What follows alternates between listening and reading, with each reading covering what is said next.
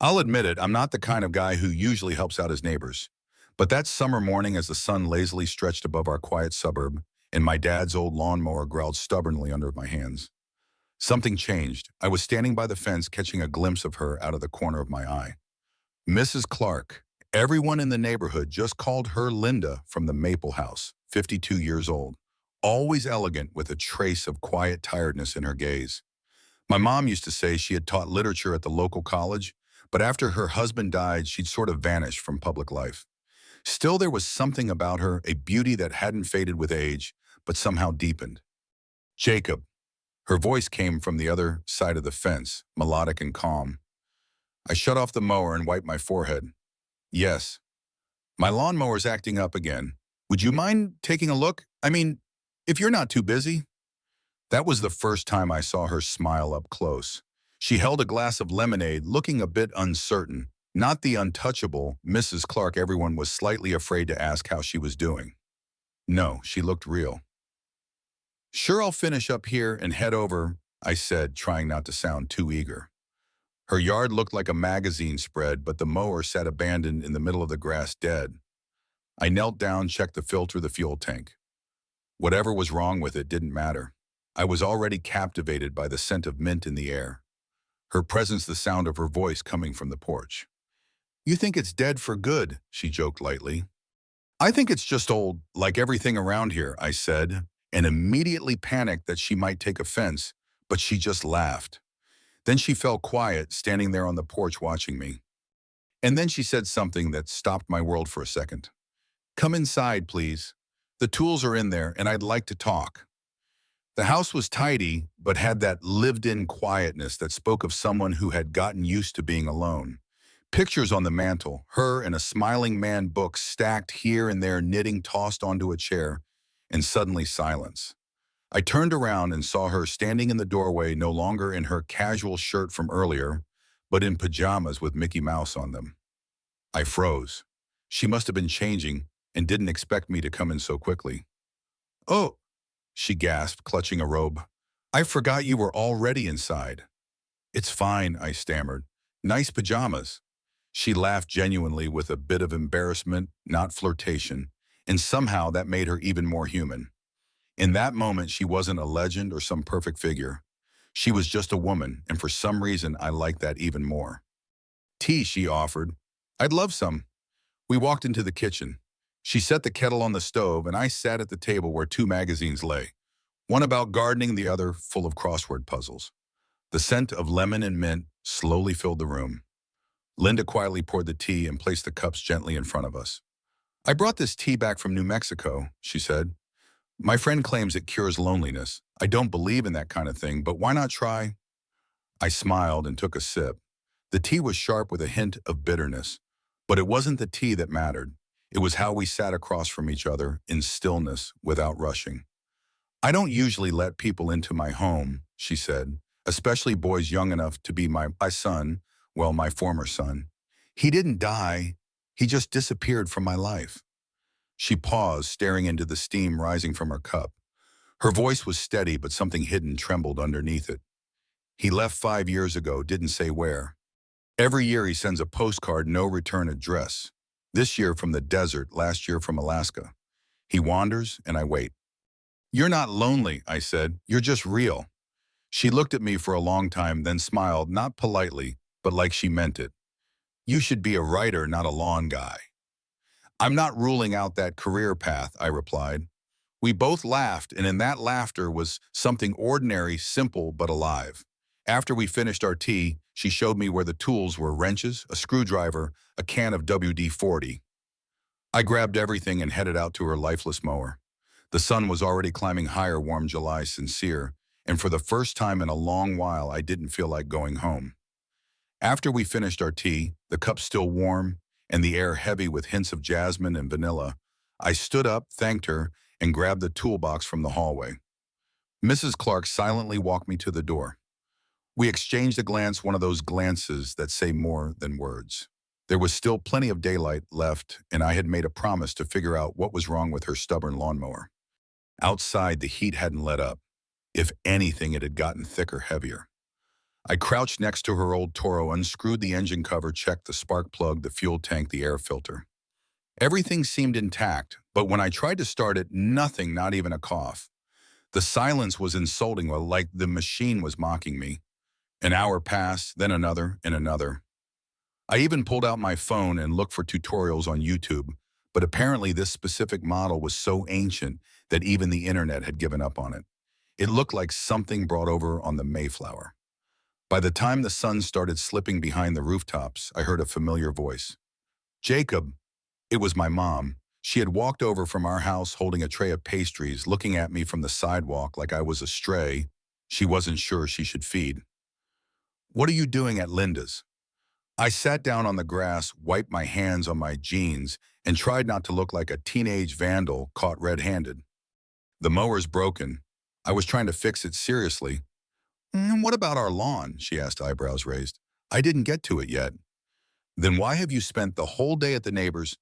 Because she asked for help, and I thought, why not? She's on her own. She stared at me for a long second, then something in her face softened.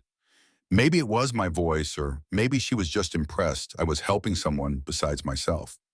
Then Mrs. Clark called out from her porch, "Good evening, Mrs. Miller. Would you like to join us for some tea? I've got lemon bars. Jacob liked them." I glanced at Mom. She hesitated, but between baked goods and curiosity about the neighbor's private life, baked goods always won. She fixed her hair, wiped invisible flour off her apron, even though she hadn't been baking, and followed me inside. That house still felt like stepping into a memory, warm, a little worn but comforting. Mrs. Clark had set the table again. More tea, more fragrant herbs, but this time pies, cookies, and even a tiny glass bottle of what she called, just for color, some kind of homemade liqueur. Mom and Mrs. Clark hit it off almost immediately. They talked about old neighbors, laughed over silly block party disasters, and I just sat there sipping my tea and watching these two women so different, yet oddly similar in their quiet strength. At some point, Mom looked over at me with a familiar smirk. "You're finishing our lawn first thing in the morning, right?" "Of course," I said, "first thing. Then after that, you can come help Linda with whatever's left." "Deal," I smiled. Mrs. Clark winked. Mom took another sip, clearly pleased, and me. I felt something unexpected stir in my chest, a warmth I couldn't quite name. That evening stretched long into dusk.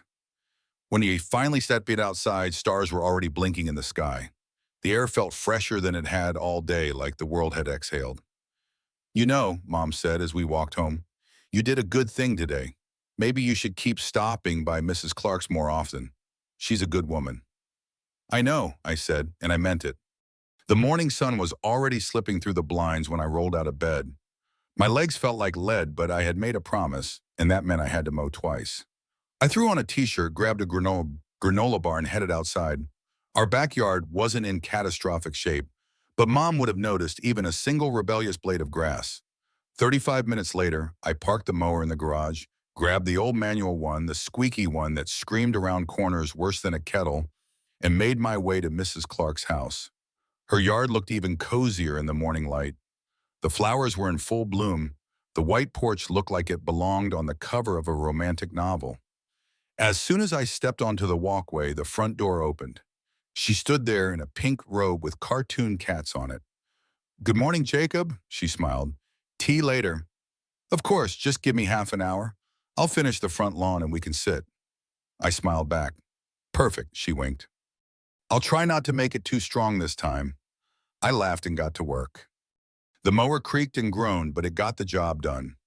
25 minutes later, I wiped the sweat from my forehead and headed to the door. I knocked. "Come in," Mrs. Clark's voice called from inside. I froze. The last time she said that, things got awkward. Carefully, I opened the door. "It's me, Jacob." I stepped inside and froze again. She was halfway up the stairs, pulling on a sweater, and yes, once again, I saw more than I was supposed to. "Oh my God, not again," she laughed. "Do you have some special talent for catching me mid-change?" "I didn't mean to, I swear," I blurted, covering my face with my hand. "I must have bad timing in my blood." She laughed so hard it made me laugh too. The tension dissolved instantly. A few minutes later, we were sitting at our kitchen table with steaming cups of tea. The sunlight filtered through the curtains, catching dust particles like floating glitter. She wore a sweater and jeans, her hair a little messy but in a beautiful way. "Thank you for helping," she said softly, blowing gently on her tea. "You know not many people offer help just because." I shrugged. "It's nothing. I like helping, and you're well interesting." She raised an eyebrow. "Interesting? That's a polite way of saying I'm weird and talk too much. More like mysterious and funny." I grinned. She looked out the window and something in her eyes shifted. "I wasn't always like this," she whispered. "Like what?" "This calm, stable. When I was 22, I hit rock bottom. I was living with a friend, sleeping on a couch, working 3 jobs. No one offered me a cup of tea or mowed my lawn.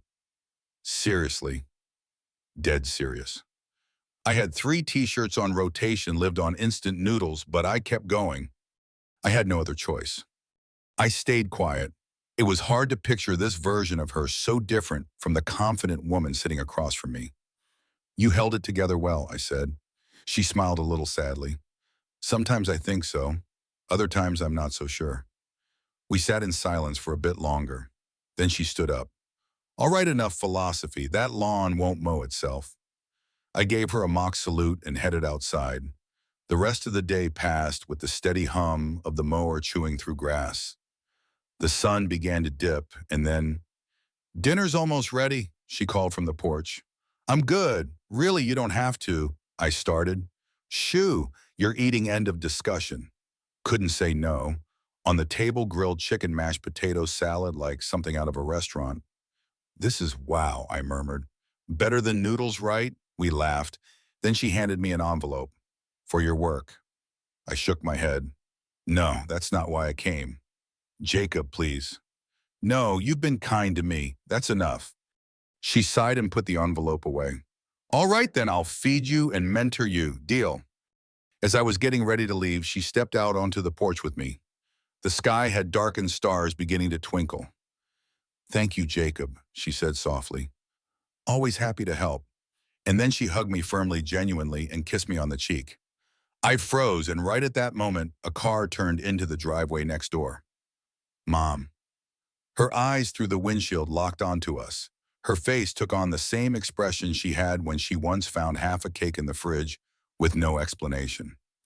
Evening had fallen over Jacob's home, but peace was nowhere to be found. In his room, his mother, returning from work, launched a quiet but persistent interrogation.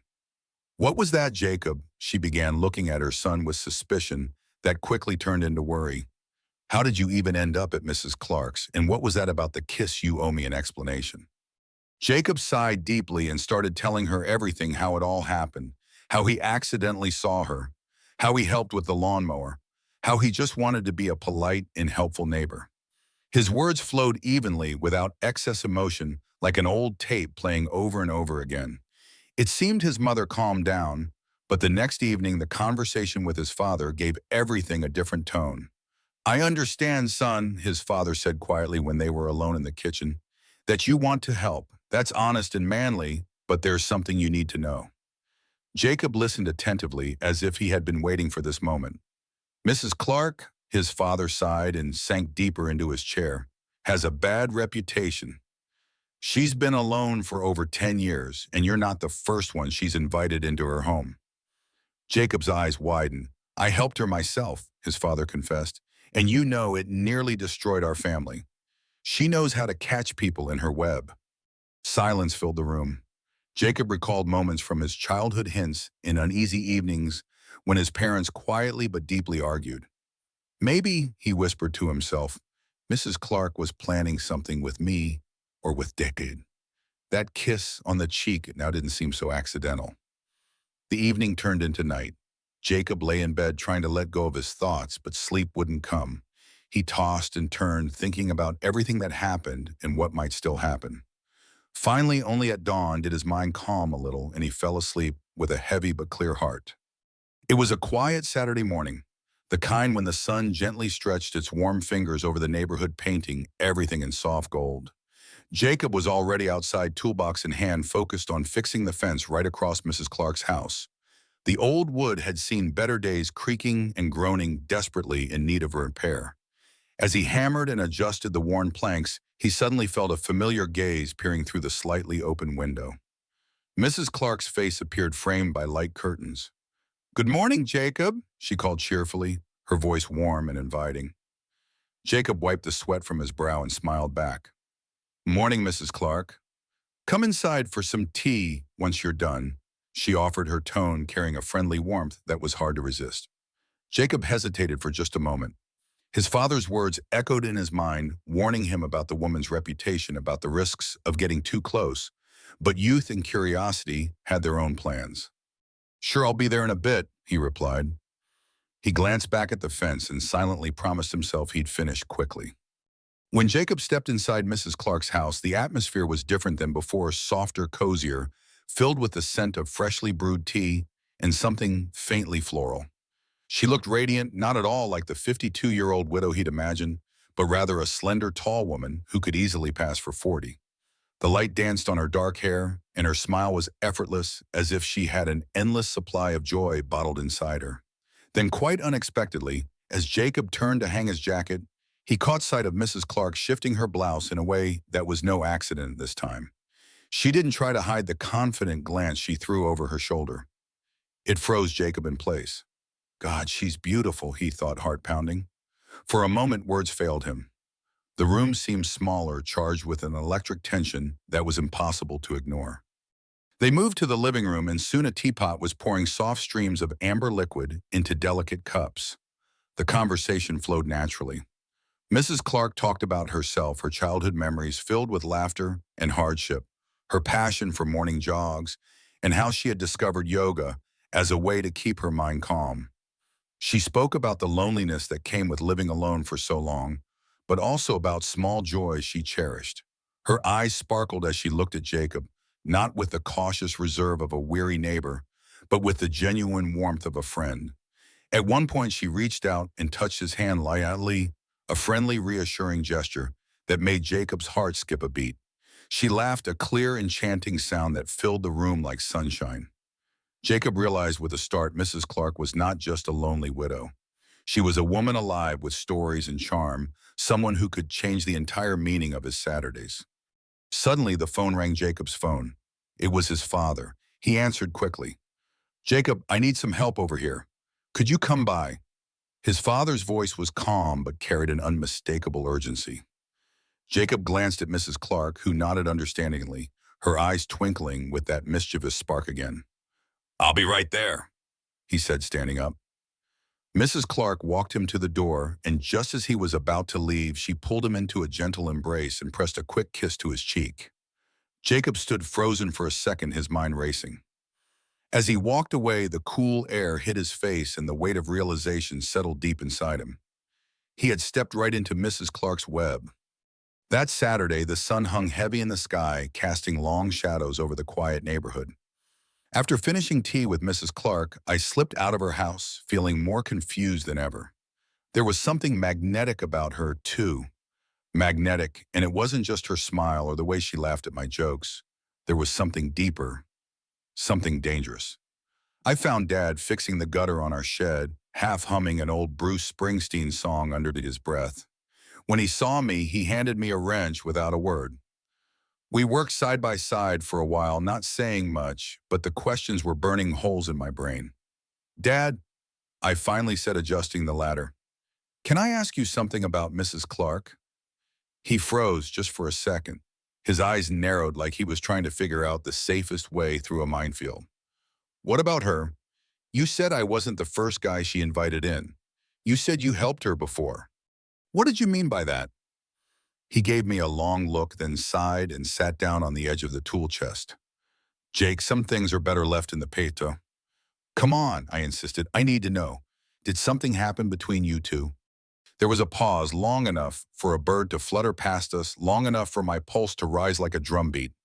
Dad looked down at his hands. "It was a long time ago, before you were even out of high school. Your mom was away for a week and Mrs. Clark needed help fixing a broken light fixture. She invited me in. One thing led to another." I swallowed hard. "So you—" He didn't answer directly, just looked off into the trees like they might hide him from his guilt. It was a mistake. Your mom never found out, but I carry it with me every day. I stepped back. My throat felt tight, my hands curled into fists. I'd always seen Dad as the moral compass of our family, strict but honorable, and now this. She kissed me, I muttered. On the cheek, sure, but it's more than that, isn't it? He didn't say yes. He didn't have to. You're angry, he said quietly. Of course I'm angry, I snapped. You almost wrecked this family, and now she's doing the same thing again with me.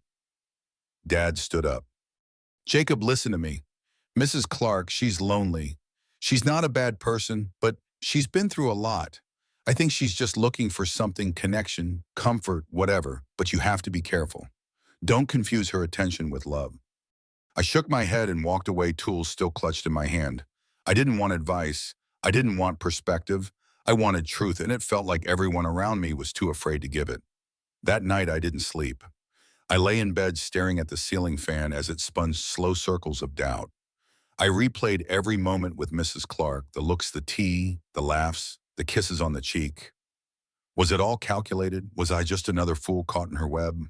Sunday passed without a word to her. I stayed indoors, pretending I had homework, ignoring my phone, avoiding the windows.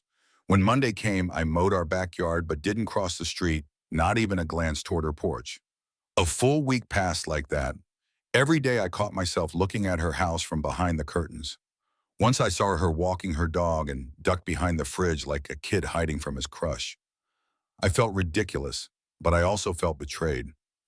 She told me about her past, about the surgeries and loneliness. I believed her. I saw the pain in her eyes when she thought I wasn't looking. And yet, what if it was all just part of her act? Dad tried to talk to me again midweek, but I brushed him off. I wasn't ready to forgive him, not yet. I kept playing the whole mess over in my head, searching for answers. Had I been manipulated, or had I just let my imagination run wild? By Friday night, I was exhausted, not from work or school, but from overthinking, analyzing every word, every gesture, every look. I sat on my bed staring at my phone. I hadn't texted her. She hadn't texted me. It felt like a standoff, or maybe the end of something that never fully began. Outside, her porch light flickered on. I could see her silhouette moving inside the house, the way she tucked her hair behind her ear, how she folded laundry in the living room. Normal things, human things. I wanted to knock on her door. I wanted to ask what I meant to her, but I also wanted to protect myself from her, from whatever this was becoming. I lay down again, eyes wide open, heart heavy. That night I didn't dream. I just floated in the dark, wondering if I'd lost something I never really had, or if I was finally waking up from a dream I shouldn't have chased in the first place. It was Saturday morning. I hadn't even properly rubbed the sleep from my eyes when Mom knocked on my door and said firmly, Jacob, Mrs. Clark asked if you could help her clean out her garage. I told her you'd come. I nearly choked on my breath. You what? Did you say she called me? Mom replied calmly. Said she was struggling. I can't say no to a woman who went through cancer, especially when she's all alone. Be kind. I wanted to object, to say I had other things to do, that I wasn't ready, but Mom had already walked off, not waiting for an answer. The walk to Mrs. Clark's house had never felt so long. Even the grass seemed to be judging me. I walked up to the gate, took a deep breath, and knocked. The door opened almost immediately. Hey, Jacob, she said quietly. I'm glad you came.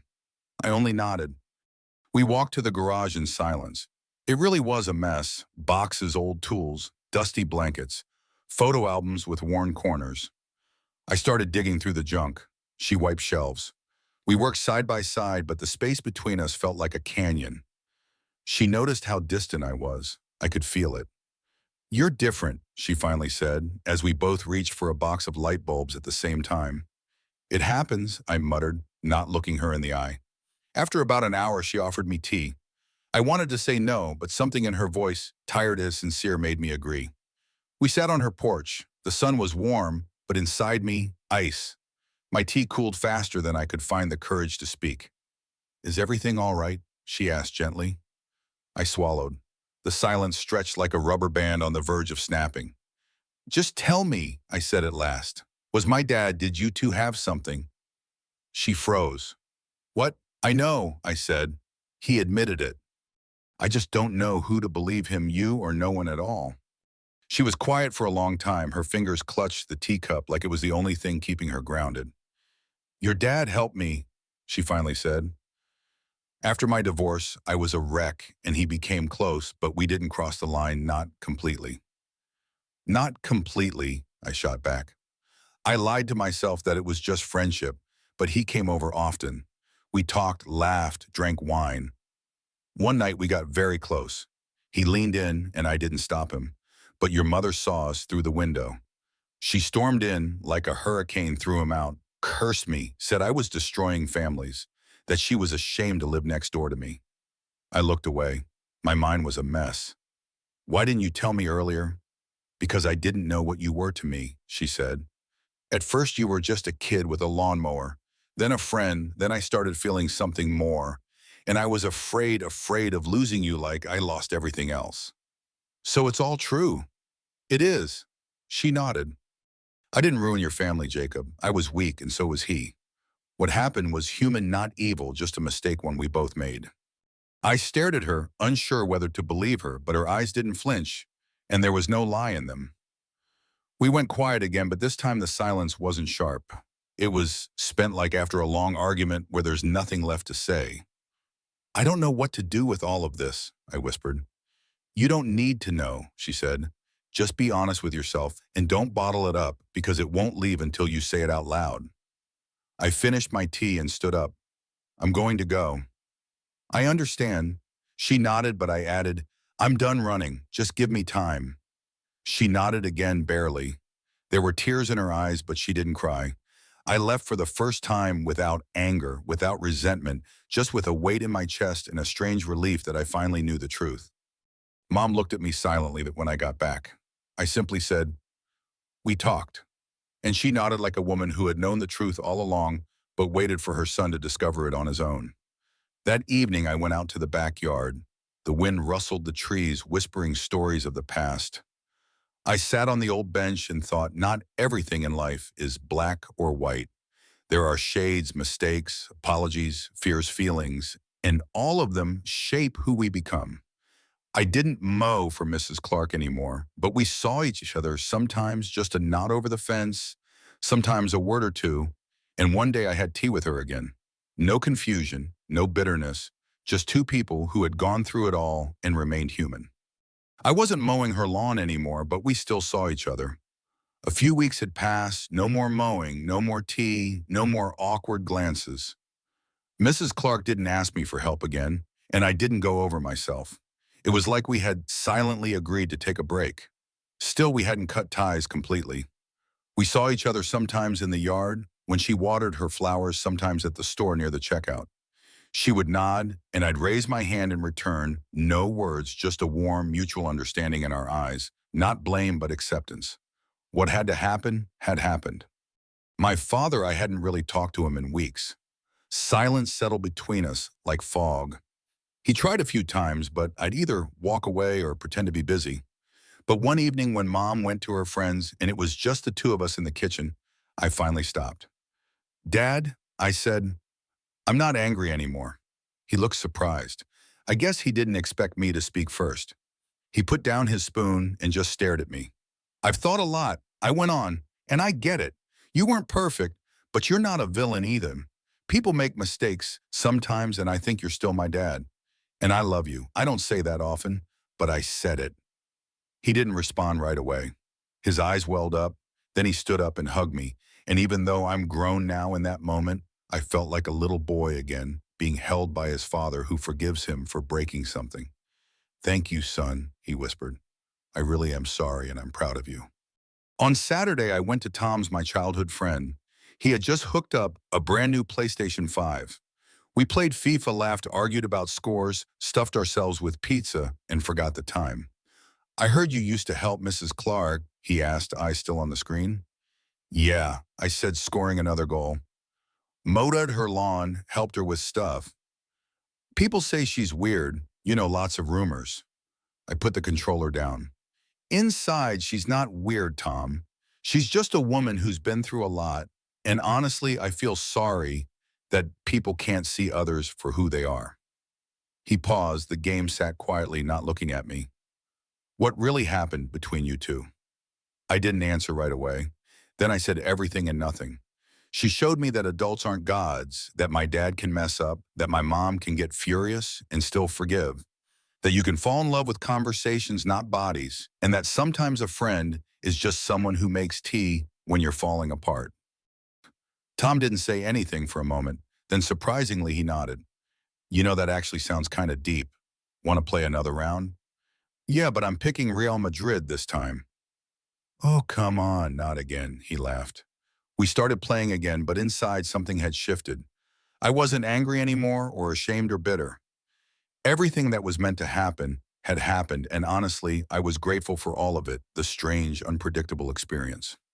The next morning, I stepped outside. Mrs. Clark was standing by her flower bed wearing rubber gloves holding pruning shears. When she saw me, she hesitated a little, then smiled. I smiled back, and that was enough because sometimes the strongest connections aren't the ones that last forever.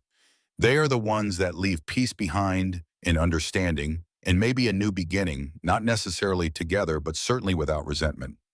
As told by Tom Jacob's friend, there was a time when Jacob and I would play soccer on the school field, laughing and tumbling in the dirt, as if nothing in the world was more serious than homework. I've known him since the days he collected toy cars, not memories. And even though we've grown older, become men with problems, responsibilities, and fears, to me, he's still the same Jake from the neighborhood, honest kind, and maybe just a little too trusting. Then he told me this story. At first, I didn't understand why his voice was filled with so much silence, not just pauses, but the kind of silence that feels like the air after an argument, like the reflection in the mirror you're not ready to see. He didn't speak of everything openly, only fragments, moments, thoughts, but it was enough for me to piece together the truth. This wasn't a story about an older woman and a younger man. It wasn't about her inviting him in for tea in her pajamas. It wasn't even about the kiss on the cheek someone saw from the window. No, this story was about something far more real, secrets, because every family has them. Some are just better at hiding them. Some stay quiet out of fear, and others hope that if no one mentions it, the pain will simply disappear. The secret between Jacob's father and Mrs. Clark wasn't betrayal in the traditional sense. There was no affair, no whispered passion in a dim room, but there was a line and they stood on the edge of it close enough that everything could have collapsed. Because betrayal isn't always about what you do. Sometimes it's a look that lingers too long, a gesture that never happens but lives on in the imagination, a desire that never becomes action, not because it shouldn't, but because someone caught you just in time. Jacob's mom caught them, and that moment saved a family. But what was left behind disappointment, suspicion, the kind of damage that spreads like a crack in glass, silent, slow, inevitable. Jacob couldn't forgive, not immediately. He no longer saw his father as a rock, but as a man who had shaken the very foundation of their family, and Mrs. Clark as someone who let it happen. But time changes things. Eventually, Jacob saw the truth that we are all imperfect, that making mistakes doesn't make us bad people, just human, and that the greatest damage isn't in slipping, it's in refusing to acknowledge it. When Jacob shared all this with me, his thoughts, his pain, I didn't see the angry teenager anymore. I saw a man, someone who had walked through fire and didn't let it harden him, someone who had learned to live with the truth and still find peace. And I wonder now how many stories like this were quietly happening all around us. How many fathers carry guilt? How many mothers forgive without a word? How many children grow up never knowing how close their families came to falling apart just because someone happened to glance through a window at the right time? Maybe this is just a small story in the great loud chaos of life, but to me it meant something. The truth is sharp cuts, but it also heals. Secrets fester in the dark like mold, and if you don't bring them into the light, they'll spread, consuming trust, love, and memory. Jacob didn't run. He didn't burn it all down. He didn't pretend it didn't happen. He faced it, his anger, his silence, his confusion, and walked through it to something better understanding. And Mrs. Clark, she didn't remain a scandal. She became something else, a person, a human being.